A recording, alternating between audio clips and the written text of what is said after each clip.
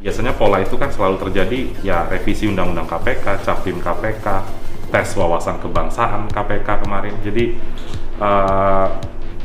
saya yakin betul negara tahu siapa pelakunya, tapi negara mendiamkan.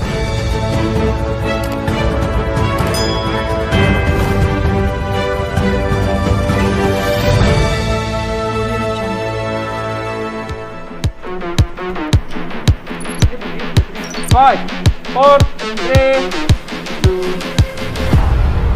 Selamat datang di Mata Najwa. Saya Najwa Shihab, tuan rumah Mata Najwa.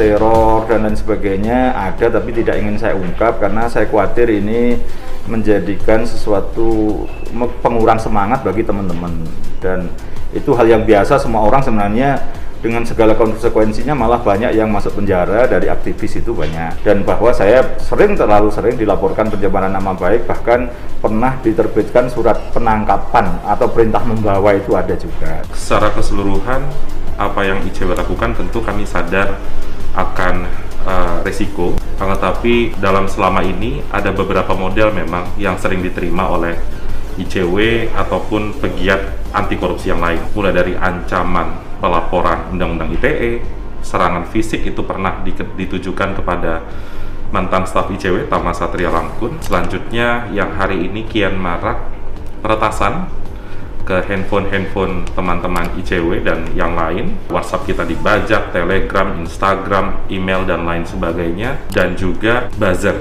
Ada upaya dari para pendengung misalnya untuk memfitnah, berupaya untuk menghina ICW dengan tudingan-tudingan yang sebenarnya tidak berdasar. Oh pernah, tapi ya udahlah, saya juga semua open, nggak ada. Kalau bicara data masa rahasia ya memang saya tidak masukkan WhatsApp gitu kan, dan saya selalu mencari data itu kan modelnya dengan cara yang sangat tradisional, berupa saya ambil barangnya kan gitu kan, saya foto, saya pindah-pindahkan ke handphone, tidak saya kirim ke WhatsApp gitu kan, sehingga tidak bisa diretas itu. Ternyata cara-cara lama, cara-cara tradisional itu malah justru paling aman gitu. Ada kok, selalu tiap hari, hampir ya paling tidak seminggu sekali ada berusaha dibajak akunnya. Iya, karena saya menggunakan cara-cara tradisional, ketemu orang, menyusup dan mendapatkan dokumen segala macam itu kan dengan sembunyi-sembunyi dan tidak pernah melalui sistem elektronik. Jadi aman-aman aja dokumen-dokumen yang saya punya. Pernah sih, tapi upaya peretasan sih. Email saya ketika tahun 2019 proses Capim itu hilang, Facebook hilang, WhatsApp tidak bisa diakses selama beberapa jam. Jadi itu model serangan kekinian dialami oleh para aktivis. Tentu kita tidak punya kuasa untuk bisa membendung hal itu. Sampai saya punya cerita, saya pernah datang, ini salah satu kejadian yang unik juga, WhatsApp saya tidak bisa diakses. Lalu saya bersama dengan teman saya datang ke salah satu gerai provider. Ketika kita nunggu di sana, saya pastikan handphone saya itu belum bisa diakses. Tapi ketika dipanggil, giliran saya datang ke sana, operatornya nanya ada kenapa, masalahnya apa, saya katakan handphone saya tidak bisa diakses. Mana buktinya? Ketika saya buka WhatsApp saya tiba-tiba udah bisa digunakan. Saya tidak tahu apakah upaya peretasan itu masuk juga pada speaker handphone kita, dan ini bukan kali pertama. Tentu negara punya tanggung jawab untuk membongkar hal itu. Ada bukti peretasannya, saya masih simpan nih. You recently connect, please try again in 6 hours 50 minutes. Ini yang tahun 2019? 2019. Padahal di saat yang sama saya sedang memegang handphone saya ini, tapi tiba-tiba tidak bisa diakses. Terus Telegram, tiba-tiba ada yang masuk dari Singapura, saya nggak tahu ini siapa. Tiba-tiba ada yang masuk, ini juga dari Singapura. Dear Kurnia, we detect login into your account. Location Singapura. Ini sih yang paling sering terjadi ya. Ini juga Instagram, sempat ada yang mau masuk.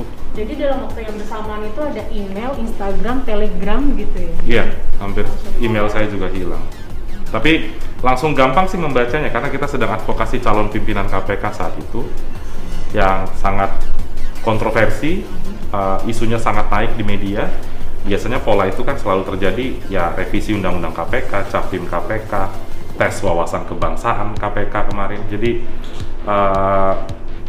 saya yakin betul negara tahu siapa pelakunya, tapi negara mendiamkan itu. terakhir saya baru aja memecahkan rekor, tawaran itu di angka sampai di 75 miliar dibagi 2, berarti ya sekitar 37 lah kira-kira begitu. Kalau dulu zaman EKTP misalnya 1 juta US dollar itu kan berarti ya 12-an miliar lah atau 14 miliar lah itu dari oknumnya gitu juga. Terus kalau yang terkait Joko Chandra kemarin kan yang bisa saya buktikan itu saya serahkan ke KPK kan 1 miliar lebih. Pada posisi sekarang saya sejak tahun 2017 lah, tawaran itu teror itu bentuk uang aja sih sekarang untuk berdamai supaya tidak saya bongkar gitu-gitu aja sih. Dan terlalu sering saya menolak orang minta ketemu. Dalam kasus bansos itu beberapa tim yang mau ketemu saya tidak mau gitu, karena waktu itu saya gugat pra peradilan atas mangkraknya izin penggeledahan misalnya gitu. Tentu kami berupaya untuk memitigasi hal tersebut. Sejauh ini saya pribadi belum pernah, mudah-mudahan tidak menerima ataupun ada orang-orang yang berupaya untuk menyogok,